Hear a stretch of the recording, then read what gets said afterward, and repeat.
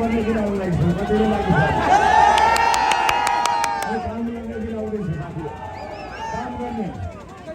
जनताको लागि काम गर्ने अब जनताको सरकार आउँदैछ जनताको सरकारको लागि तपाईले तयार हो कि यति कुरा बताउनु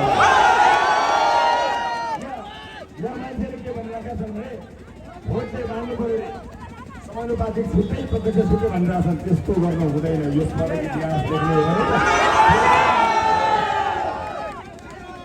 आदि भ्रष्टाचार बाँकी राख्ने हो र मैले भोट दिन आदि भोट पनि पुरै राष्ट्रपाले स्पष्ट भनेको छ राष्ट्रपाले आफ्नो सरकार बनाएपछि सबैभन्दा बढी निर्मम भ्रष्टाचारका विषयमा हुन्छन् देशको भ्रष्टाचारको ज्वरो उठ्ने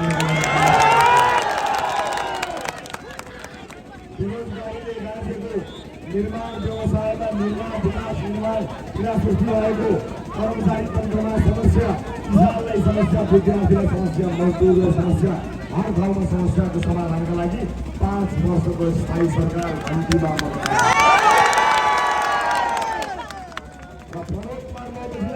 यहाँबाट तपाईँले छिटाउने जिम्मा तपाईँको काम गराउने काम हाम्रो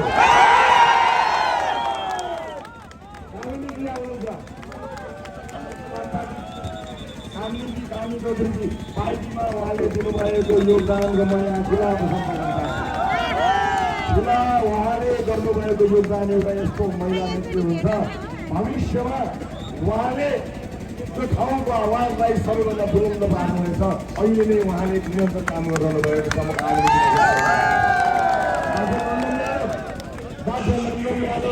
यस्तो विद्वान व्यक्तित्व हुन्छ पार्टीको चेयर हुन्छ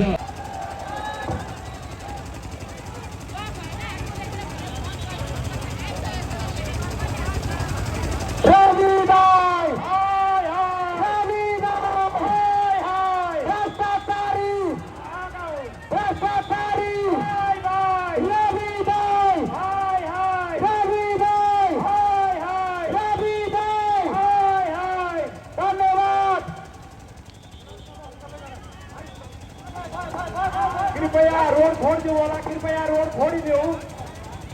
छोडिदेऊ कृपया रोड छोडेर बस्देऊ हाम्रो नेताजीलाई बिदा गरिदेऊ हाम्रो नेताजीलाई अब बिदा गरिदेऊ बाई बाई गरेर बिदा गरिदेऊ नेताजीलाई बाई बाई गरेर बिदा गरिदिनु होला सम्पूर्ण आगन्तुक महानुभावहरूलाई बाई बाई गरेर बिदा गरिदिनको लागि